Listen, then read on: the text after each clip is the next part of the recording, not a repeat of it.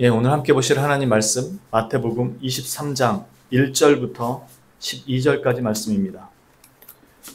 신약성경 38페이지 마태복음 23장 1절부터 12절까지 말씀입니다. 마태복음 23장 1절부터 12절까지 말씀입니다. 다 찾으신 줄로 알고 제가 봉독하도록 하겠습니다. 이에 예수께서 무리와 제자들에게 말씀하여 이르시되 서기관들과 바리새인들이 모세의 자리에 앉았으니 그러므로 무엇이든지 그들이 말하는 바는 행하고 지키되 그들이 하는 행위는 본받지 말라. 그들은 말만 하고 행하지 아니하며 또 무거운 짐을 묶어 사람의 어깨에 지우되 자기는 이것을 한 손가락으로도 움직이려 하지 아니하며 그들의 모든 행위를 사람에게 보이고자 하나니 곧 그 경문띠를 넓게 하며 옷수를 길게 하고 잔치의 윗자리와 회당의 높은 자리와 시장에서 문안받는 것과 사람에게 랍비라 칭함을 받는 것을 좋아하느니라. 그러나 너희는 랍비라 칭함을 받지 말라. 너희 선생은 하나요 너희는 다 형제니라. 땅에 있는 자를 아버지라 하지 말라. 너희의 아버지는 한 분이시니 곧 하늘에 계신 이시니라. 또한 지도자라 칭함을 받지 말라. 너희의 지도자는 한 분이시니 곧 그리스도시니라. 너희 중에 큰 자는 너희를 섬기는 자가 되어야 하리라. 누구든지 자기를 높이는 자는 낮아지고 누구든지 자기를 낮추는 자는 높아지리라. 아멘. 오늘 말씀은 자신을 낮춰라 이런 내용보다 하나님의 섭리가 어떤 것인지를 여러분들과 함께 나누고자 이 말씀을 준비했습니다. 이 세상에는 종교를 떠나서 사람들이 기본적으로 가지고 있는 의식들이 있습니다. 그 중에 대표적인 게 권선징악 같은 것들이죠. 선을 권장하고 악은 징벌한다는 의미입니다. 달리 말하면 우리 의식 안에는 이런 도덕적이고 윤리적인 의식들이 있다는 뜻입니다.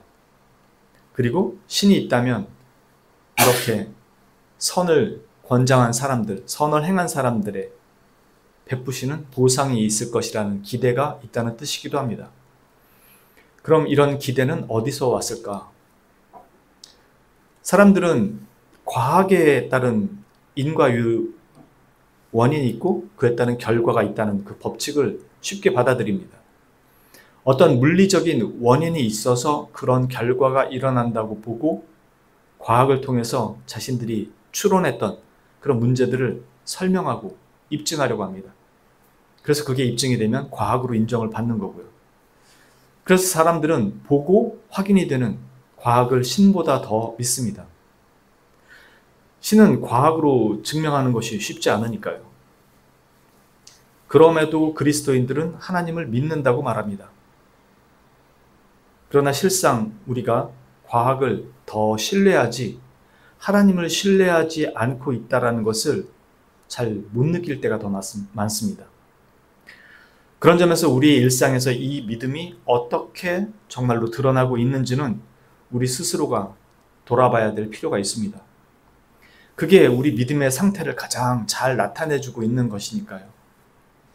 오늘은 우리가 하나님의 섭리를 어떻게 생각하고 있는지를 이 말씀을 통해서 하나님에 대한 우리의 신뢰는 어떤지를 돌아보고자 합니다. 우리가 보통 하나님의 섭리라고 말할 때 이 섭리는 하나님의 통치를 의미합니다. 하나님의 천지 창조는 그냥 이루어진 게 아니죠. 우리가 집을 만들 때 그 집에 설계도를 준비하고 만듭니다. 그냥 마구잡이로 만들지는 않죠. 그리고 이 설계도를 작성하기 위해서는 먼저 그 전에 사전 준비가 있어야 되죠. 집을 어디다 지을 건지, 전체 대지는 몇 평으로 할 건지, 그 중에 건물은 몇 평으로 할 건지, 방향은 어디로 어떻게 낼지, 그에 따른 공사비는 어느 선까지 할 건지, 설계도를 그리기 이전에 이미 그의 머릿속에는 이것을 위한 준비 과정이 있고 그리고 구체화되는 거죠. 그리고 이 과정 이전에는 내가 가족과 함께 살 집을 지어야 되겠다는 뜻을 품게 되죠. 그런 생각 없이 그냥 만들지는 않죠. 그리고 그에 맞는 계획을 세우게 될 것이고 그 계획은 구체적으로 하나씩 이런저런 모양으로 나타날 겁니다.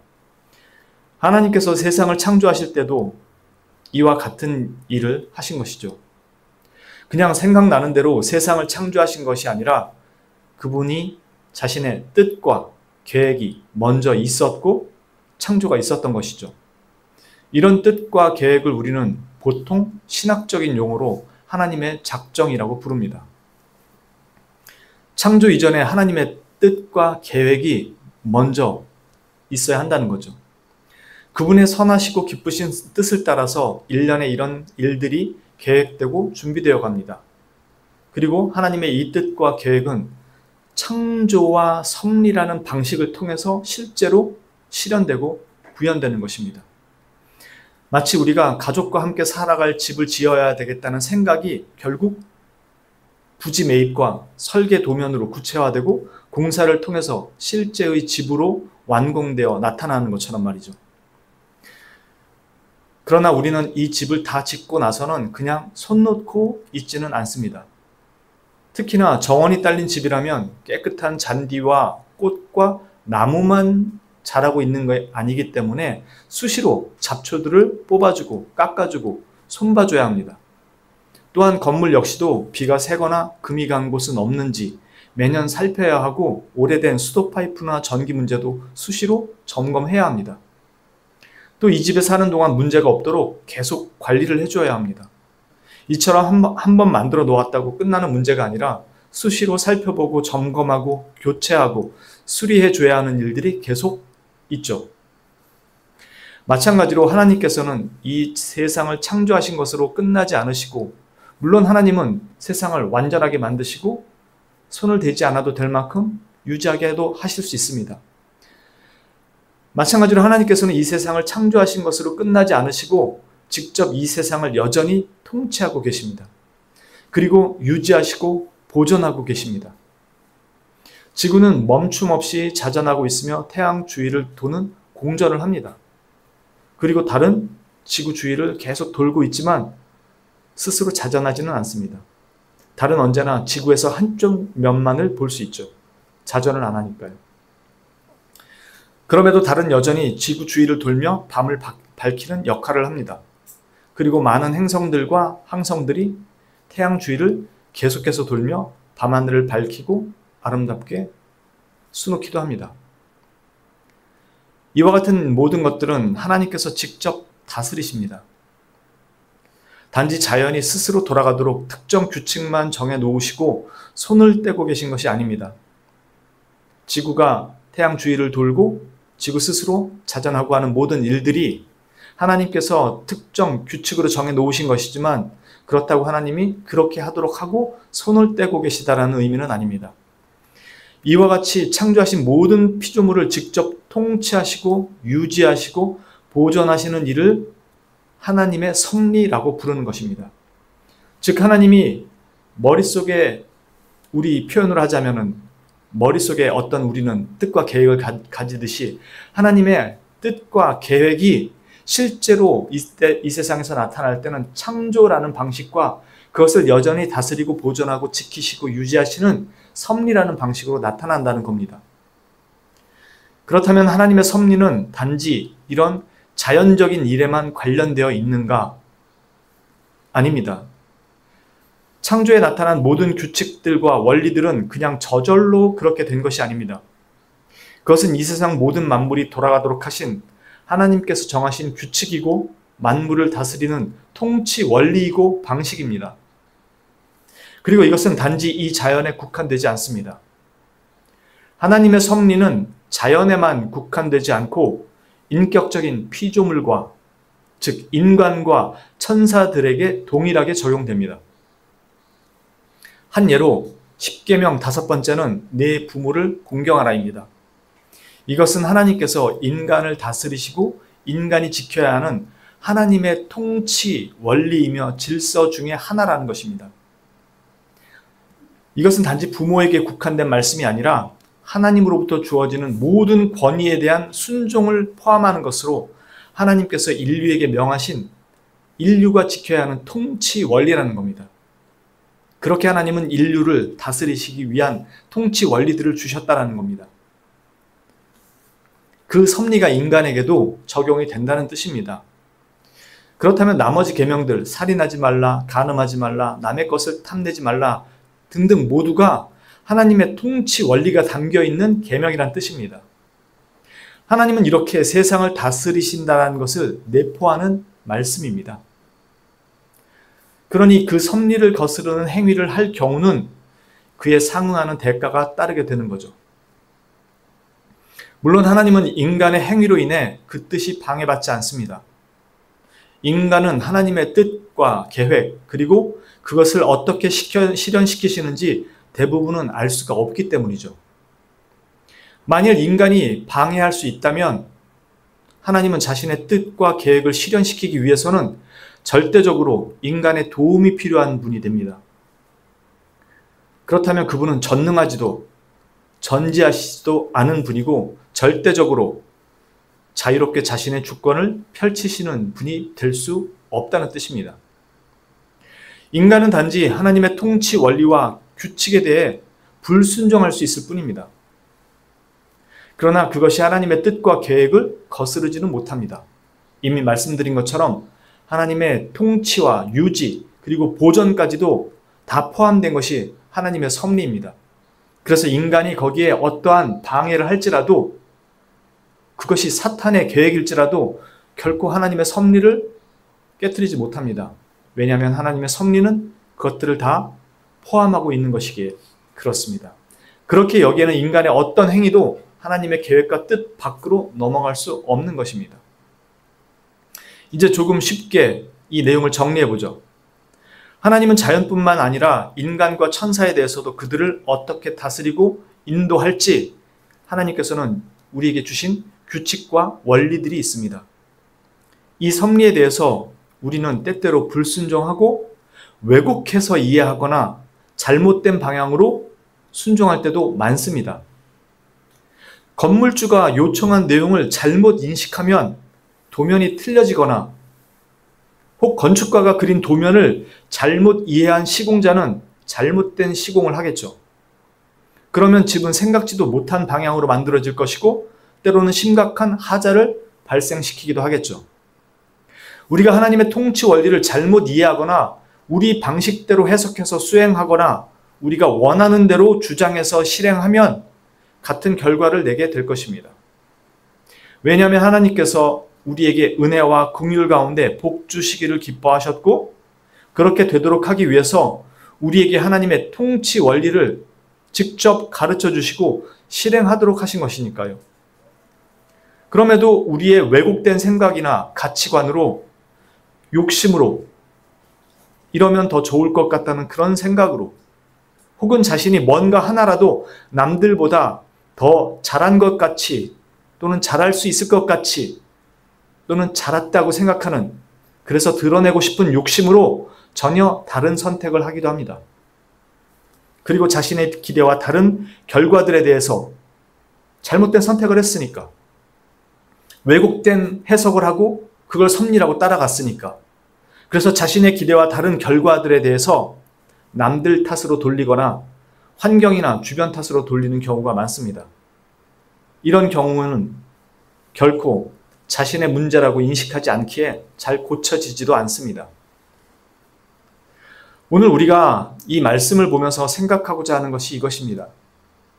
성경은 우리에게 하나님의 백성으로 어떻게 살아야 하는지에 대한 하나님의 섭리를 창세기부터 계시록까지 이미 다 알려주셨습니다. 이 세상 만물이 하나님의 통치 아래서 움직인다고 철석같이 사람들은 믿습니다. 그리스도인이라고 하는 사람들은. 절대로 하나님의 허락 없이는 어떤 이변도 일어날 수 없다는 것을 확신한다고 말합니다. 과학은 어떤 원인이 제공될 때 그 결과가 이렇게 기대된다는 가설을 세우고 그것을 여러 가지 실험을 통해서 증명해내고자 합니다. 그리고 증명된 것을 우리가 과학적인 진실로 받아들입니다. 하나님은 이 우주의 통치 원리를 세우신 분이고 진화론같이 그릇된 가설이 아니라면 그것이 과학적으로 확고하게 입증되는 원리를 세우신 분이기도 합니다. 그리고 이제는 인류에 대해서도 그 섭리의 원리들을 주신 분이기도 합니다. 쉽게 말해서 과학적인 원리만 주신 것이 아니라 인간에게도 살아가는 원리를 주셨다는 것입니다. 우리가 이 과학적인 원리를 당연히 하나님께서 그렇게 하셨다고 믿는다고 고백합니다. 그렇다면 우리에게 이 원리를 주신, 삶의 원리를 주신 그 하나님에 대한 고백도 있느냐 하는 것입니다. 우리가 하나님께서 직접 우리에게 주신 말씀에 기초하여 어떤 통치 원리에 대해 순응하거나 위배할 때 그 결과를 충분히 확신할 수 있지 않습니까? 우리에게 그 원리를 주신 분이 하나님이라고 믿는다고 말한다면요. 만일 확신하지 못한다면 세상을 창조하신 하나님의 섭리를 믿는다는 말은 어느 쪽에 속하는 말입니까? 과학적 원리는 믿는다고 하면서 이 과학적 섭리는 우주 만물이 돌아가는 섭리는 믿는다고 하면서 내 삶에 대한 원리를 주신 것은 아니면 그에 대한 결과에 대해서는 믿지 못한다고 하면 도대체 이 세상 만물을 움직이는 하나님의 섭리를 믿는다는 말은 어디에 속해 있는 경우이기에 이렇게 말을 하냐 하는 것입니다. 믿는다는 건가요? 아니면 믿지 못하는데 믿는다고 그냥 입술로만 말하고 있는 건가요? 만일 정말로 하나님의 천지 창조를 믿는다면 왜 하나님께서 자신의 백성들에게 주신 이 말씀에서 명하고 있는 삶의 섭리와 원리와 결과들에 대해서는 믿지 못하겠습니까? 이제 그렇다면 오늘 우리가 읽은 이 말씀을 한번 볼까요? 하나님은 자신의 백성에게 어떤 방식으로 응답하신다고 말씀하고 있나요? 하나님이 자기 백성에게 요구하시는 섭리의 모습이 어떤가요? 오늘 말씀을 볼까요? 이들은 어떻게 표현하는지? 4절 볼까요? 무거운 짐 하나를 얻는 것도 모자라서 그것들을 묶어서 사람의 어깨에 지우도록 하는 이 사람들은 정작 자신이 해석한 율법대로 살지는 않는 위선적인 모습을 말해줍니다. 이건 위선적인 것도 있지만 자신의 무지함도 있기 때문에 그렇습니다. 정작 율법에 대한 바른 이해가 없기에 아는 것을 행할 능력이 없는 것이죠. 이는 다시 말해서 아는 것이 아니라 그냥 지식에 불과한 것입니다. 진짜로 안다는 것은 그것을 행할 능력을 갖춘다는 것을 말합니다. 그리스도인의 지식은 단지 아는 것이 아니라 그것을 행하는 지식입니다. 그래서 참된 그리스도를 아는 지식은 나를 움직이지만 그리스도를 글과 귀로 듣고 아는 사람은 그 가르침에 반응하지 못합니다. 마치 한 번도 사랑해본 적이 없는 사람이 소설책 보고 사랑을 다 이해한 것처럼 얘기하는 것과 똑같습니다. 그리스도인의 믿음은 지식과 그 지식에 대한 동의 그리고 자신을 움직이는 의지가 모두 함께 활동하는 것을 그리스도인의 믿음이라고 얘기합니다. 그것을 참된 믿음이라고 말하고 구원 얻는 믿음이라고 말합니다.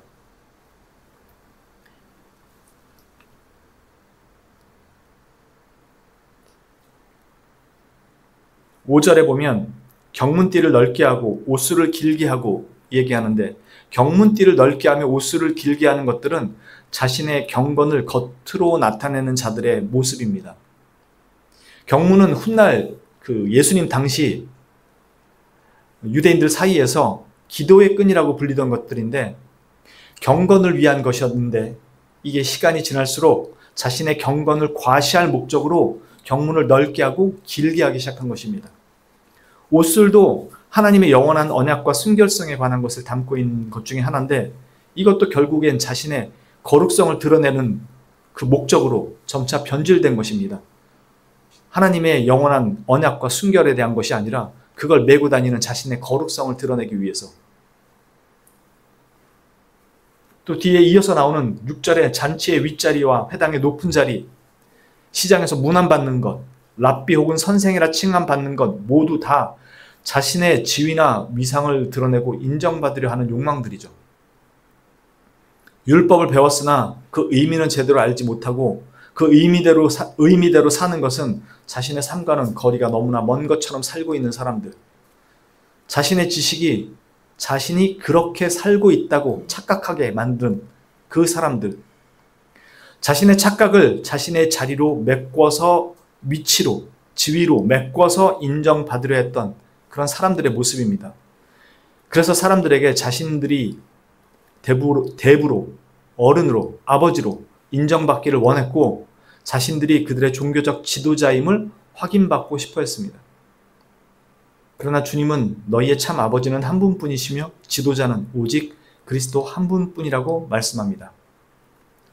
이런 서기관이나 바리새파와 같은 모습은 오늘날에도 비일비재하게 일어나는 일입니다. 서기관들과 바리새인들은 유대인들로부터 존경과 높임을 받는 위치에 있는 자리입니다. 굳이 자신을 나타내려 나대지 않아도 주변에서 그들을 인정하는 자리였습니다. 그런데도 이들은 스스로가 자신을 증명하려 들고 인정받으려 들고 자신의 위상을 드러내려고 잔뜩 힘주며 살고 있었습니다. 행여나 낮은 자리에 서면 비웃음을 받거나 멸시받을까 봐 기를 쓰고 높은 자리로 자신을 올려놓으려 했고 능력 있고 인정받는 사람들 곁에 서 있으려고 애를 썼습니다. 그리고 그런 사람들을 알고 있으면 자신이 마치 다른 사람들보다 높은 부류에 속한 것처럼 여겨줄 줄 알고 그렇게 높은 사람들 옆에, 높은 사람들 옆 자리에 앉으려고 무던히도 애를 썼습니다. 그게 자신의 정체성이라도 되는 양 그런 사람들 곁에 서려고 했던 것입니다. 자신을 인정해 주지 않으면 자신을 무시한다고 생각하고 자신의 존경과 그 가치를 세속의 저울로 판단받고 싶어 했습니다. 마치 자신에게 주는 연봉이나 그 사례가 자신에 대한 존경과 가치에 대한 인정인 것으로 여기고 있었습니다. 자신에게 지도받거나 자신을 찾아와 율법을 배우려는 것이 자신의 선생된 위상을 증명해 주는 것이라고 생각하고 살고 있었습니다. 그러나 자신의 경문과 옷술만큼 경건하지도 못했고 자신이 가르침에 본을 보여줄 만큼의 실력도 없었고 그것을 인정할 만큼의 겸손도 없었습니다. 자신의 입으로 그렇게 가르치면서도 하나도 실행을 못하는 것입니다. 자신을 드러내고 보여줄 것이 딱 그것밖에 없었습니다.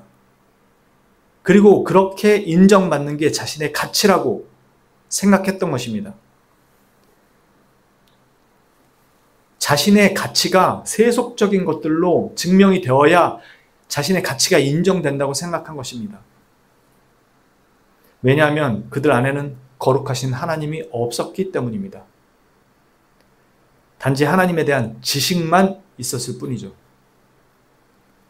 하나님과 동행하며 그분의 손을 잡고 그분을 따라 그분의 인도에 순종하지 못했으니까요. 그런데 오늘 말씀에서 주님께서 뭐라고 말씀하시나요? 너희 중에 큰 자는 너희를 섬기는 자가 되어야 하리라. 누구든지 자기를 높이는 자는 낮아지고 누구든지 자기를 낮추는 자는 높아지리라. 여러분, 하나님의 온 우주의 통치의 이 섭리를 진실로 믿으십니까? 제가 지금 겸손하자, 낮은 자리에 서자 이런 얘기하려고 이 본문을 가지고 왔다고 분명히 말씀드렸습니다. 다시 묻습니다. 여러분, 하나님이 온 우주의 창조와 통치, 창조주요, 주권자인, 그 통치자인, 그 섭리자인 그 사실을 하나님의 섭리가 실제로 온 우주 속에서 실행되고 있다는 것을 믿으십니까? 진실로 믿으신다면 우주뿐만이 아니라 우리의 일상의 모든 것도 친히 다스리시고 우리에게 명하신 통치 원리와 그 순종에 대한 하나님의 보상과 응답도 확고하게 믿으시기 바랍니다. 온 우주가 그 질서에 따라 통치되고 유지되고 보존되는 것을 믿는다면 우리에게 명하신 그 섭리의 통치 원리들을 따라갈 때 그에 마땅한 결과들이 우리에게 주어질 것을 또한 확고하게 믿으실 수 있기를 바랍니다. 제가 예수님을 믿고 나서도 여전히 확신을 가지지 못하던 것이 온 우주를 말씀으로 창조하시고 다스린다는 것이었습니다. 과학적 사고로 쉽게 납득이 안 되는 거니까요. 죽은 자를 살리고 무리를 걸으며 물과 바람을 잠잠케 다스리시는 이런 일들을 어떻게 이해해야 하는지, 온 우주를 어떻게 만드셨는지가 납득이 안 되는 거였습니다. 믿지 못하는 것이 아니라 납득이 안 되는 거였어요. 과학적 사고가 있으니까. 그러나 그것을 인정하고 믿는 것은 그리 어려운 일이 아니었습니다. 자식을 위해 목숨을 기꺼이 내주는 부모는 참 많습니다. 그러나 늘 코빼기도 안 비치면서 사고쳐서 사방팔방으로 문제거리들과 법적 통지서들을 안겨주는 집 나간 자식을 살려보려고 온 집안을 일으키고 그 무거운 짐을 지고 있는 큰아들을 죽이는 부모는 세상 어디에도 없습니다. 부모 자신이 죽으면 죽었지 그렇게 착한 큰아들을 죽이는 부모는 세상 어디에도 없습니다. 그것도 말 잘 듣는 둘째나 셋째를 위해서가 아니라 언제 집 나간지도 모르는 호적에서 파버리고 싶은 사고뭉치 자식을 위해서 결코 자신의 생명보다 귀중하게 아끼는 큰아들을 감방으로 대신 보내서 사형 선고를 받게 하는 부모는 없습니다. 유일한 분이 있다면 하나님뿐이시죠. 5대 독자, 10대 독자도 아니고 영원부터 영원까지 단 한 분뿐이신 분, 사람이 아닌 거룩한 하나님이신 성자 하나님, 유일한 아들 예수 그리스도를 폭력과 도박과 살인과 간음과 온갖 악행을 저지르는, 그것도 친아들이 아니라 양자로 입양한 그 아들의 그 죄값을 대신 치르도록 감방으로 보내셔서 사형 선고를 받게 하신 겁니다. 제가 하나님의 온 우주의 창조주며 주권자 되시는 것을 믿는 것이 어렵지 않았던 이유는 바로 이것 때문이었습니다. 나같이 주워 와서 호적에 입양시켜 놨는데 온통 사고뭉치인 놈을 위해 자기의 유일한 아들, 사람이 아닌 성자 하나님을 죽이실 수 있는 분이라면 더 이상 아끼실 게 뭐가 있을 것이며 하시지 못할 일이 뭐가 있을까? 어느 부모가 자식을 위해 이런 일을 할 수 있을까?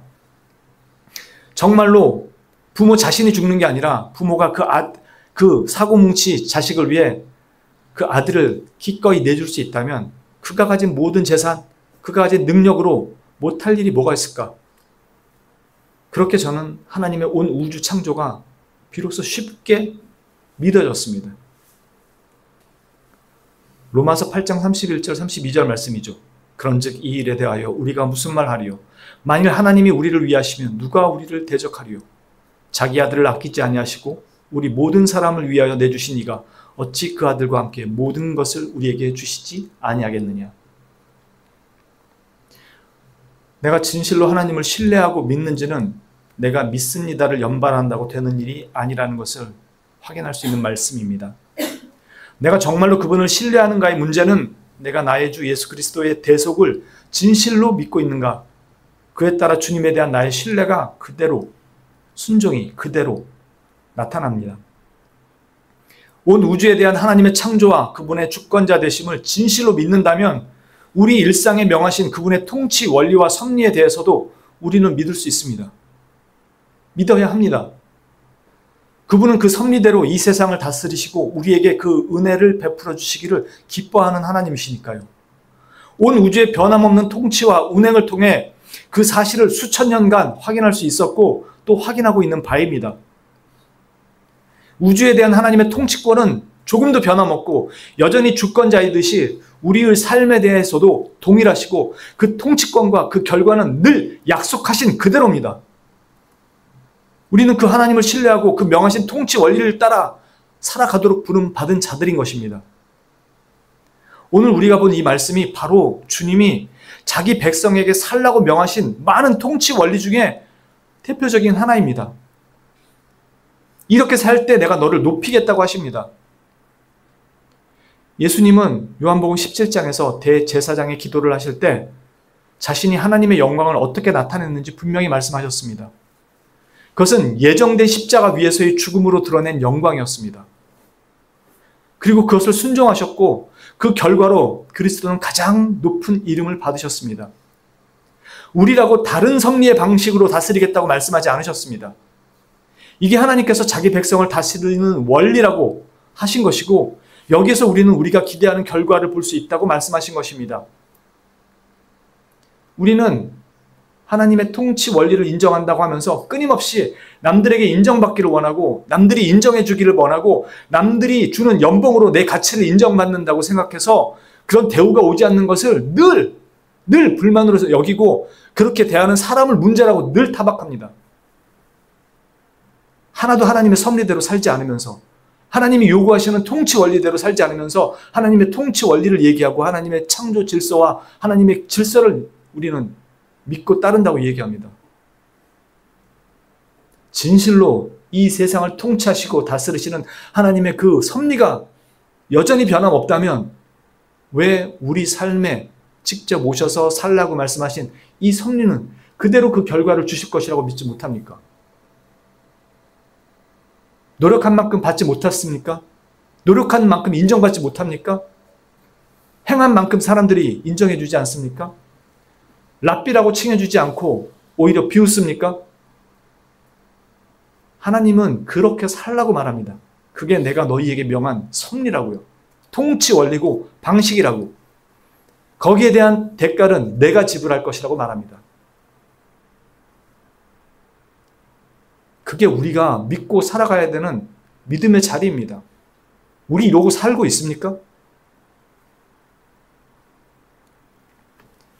사람에게서 영광을 취하거나 인정을 받으려 하는 것만큼 어리석은 것은 없습니다. 하나님의 통치 원리가 아니고 그분의 섭리의 역사와는 결이 다른 것이기 때문에 그렇습니다. 어떻습니까? 정말 저와 여러분, 나는 주 예수 그리스도를 신뢰하며 살아가고 있습니다 라고 고백할 수 있습니까? 이걸 그리스도인이라고 부르는 거고 신앙이라고 부르는 겁니다. 하나님이 영광 받으시는 방법은 분명히 다릅니다. 내가 그분의 영광을 위해 고군분투한다는 것이 그분이 말씀하신 통치 원리를 따르고 있는 것을 말하는 건지 아니면 내가 생각하는 섭리의 방식인 건지 우리는 스스로를 늘 그 말씀 앞에 세워봐야 됩니다. 우리는 언제든지 사람들이 인정하는 그 자리가 하나님의 영광을 나타내는 자리라고 착각하고 섣불리 의자를 빼고 앉기가 일수이기 때문에 그렇습니다. 그곳이 정말 주님이 앉으셨던 나무 의자로 만든 자리인지 수백만 원짜리 금태 돌린 의자인지 어느 자리가 하나님의 주님의 통치 원리가 드러나고 하나님의 영광이 드러나는 자리인지를 살펴봐야 할 겁니다. 그리고 그 영광의 자리는 사람들의 눈에 안 보인다는 것을 명심하십시오. 그래서 늘 영광스럽게 보이는 것 같은 자리를 우리에게 내미는 것입니다. 거기에 앉으라고. 그래서 사람들이 너를 인정할 때 하나님이 영광 받을 것이라고 우리를 사단이 미혹하는 것입니다. 사람들이 내가 앉는 자리가 하나님의 영광의 자리라고 믿는다면 그건 내가 그렇게 믿고 싶었고 내가 앉고 싶었던 자리는 아닌지 앉기 전에 먼저 돌아봐야 될 것입니다. 그 자리를 판별하는 것은 아주 쉬울 것입니다. 그 자리에 십자가가 보인다면 그 자리가 내 자리가 맞습니다. 그러나 그 자리에 십자가와 주님이 보이지 않는다면 그냥 가장 허름한 자리를 찾아 조용히 물러나는 게 주님이 원하시는 통치의 원리를 따르는 것이라는 것을 결단코 잊지 마십시오. 사탄은 언제나 광명의 천사로 가장할 뿐만 아니라 나에게 그 의자를 조용히 내밀어주는 존재입니다. 이 세상의 창조주요 주권자가 나의 하나님이시며 나의 구속주라는 사실을 믿으신다면 그분이 나에게 요구하는 통치의 그 순종도 십자가가 새겨진 자리라는 것을 잊지 마시고 하나님을 빙자한 나의 영광이 아닌 오직 하나님의 영광을 위하여 그 십자가가 새겨진 자리로 자신의 위치를 바르게 찾아가 기쁘게 앉을 수 있는, 그래서 참으로 십자가 위에서 하나님의 영광을 드러내신 주 예수 그리스도의 그 자리에 함께 동참하는, 그래서 우리가 주님 옆에 앉을 때 주님 옆자리가 어떤 자리일까 고민하고 고심할 필요가 없는 바로 그 자리에 십자가와 주님이 깊게 새겨져 있는 자리라는 것을 볼 수 있으면 그곳이 주님 옆자리라는 것을 분명하게 알 수 있게 됩니다. 그 십자가가 새겨진 자리로 자신의 위치를 바르게 찾아가서 기쁘게 앉을 수 있는, 그래서 하나님의 영광을 그렇게 주님과 함께 드러낼 수 있는 저와 여러분이 되시기를 주님의 이름으로 축원합니다. 기도합니다. 함께 오늘 들은 말씀을 가지고 이제 여러분들이 마음속으로 하나님 앞에 여러분의 그 기도를 같이 나누겠습니다. 함께 기도합니다. 주님, 아버지,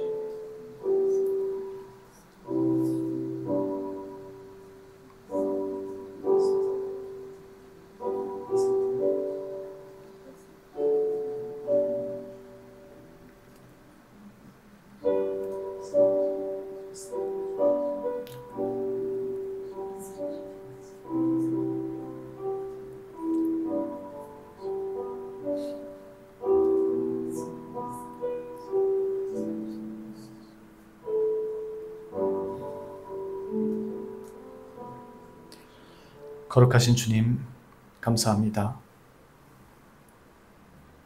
하나님께서는 이 세상을 창조하시고 친히 능력으로 권세로 다스리시며 또한 우리에게도 그리스도인으로 살아갈 그 섭리의 방식들을 주셨습니다.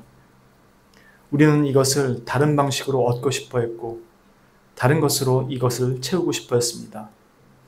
그러나 주님께서 우리에게 복 주시며 은혜 베푸시기를 기뻐하시는 그 자리를 우리가 찾아가고 그것들을 얻는 것을 위한 하나님의 통치 원리와 방식도 가르쳐 주셨습니다. 우리가 그 자리에 서게 될 때 우리가 그것을 얻고자 애를 쓰지 않아도 우리가 있어야 할 자리를 지킬 때 세상에서 인정받지 못하고 세상에서 그것에 대해 마땅한 보상을 받지 못할지라도 하나님께서 우리에게 걸으라 하신 그 걸음을 걸을 때 하나님께서 거기에 대한 보상을 해주실 것이라고 분명히 말씀하셨고 그 통치 원리를, 그 섭리를 우리에게 분명히 가르쳐 주셨습니다. 이제 다시 한번 우리의 삶을 이 통치 원리를 따라 살아가기로 다시 한번 굳게 마음을 다지고 하나님의 거룩한 백성으로 그 자리를 쫓아가기를 열망합니다. 우리 눈에 들보를 제하시고 그리스도의 십자가가 새겨진 그 의자를 볼 수 있게 찬란한 금으로 만든 장식이 아닌 허름한 나무로 만든 그 자리가 우리의 자리임을 보고 걸어갈 수 있도록 주님께서 친히 인도하여 주시고 마음을 붙들어 주시고 지혜의 말씀으로 늘 깨닫게 하여 주옵소서. 우리를 위해 이 모든 것들을 주기를 기뻐하신 그 하나님의 섭리의 방식을 따라 우리가 그 걷기를 소망하오며 또한 그 걷기를 인도하여 주실 줄을 믿고 말씀을 통해서 그 길이 분명히 밝혀져 있고 알려져 있음을 깨닫고 말씀 속에서 그 길을 찾아가기를 결단하며 하나님의 섭리의 방식대로 순종하며 살아가기를 주님 앞에 다짐하며 하나님의 은혜와 긍휼을 구하며 우리의 유일한 구속주여 인도주 되시는 구주 예수 그리스도의 이름으로 간절히 소망하며 기도합니다. 아멘.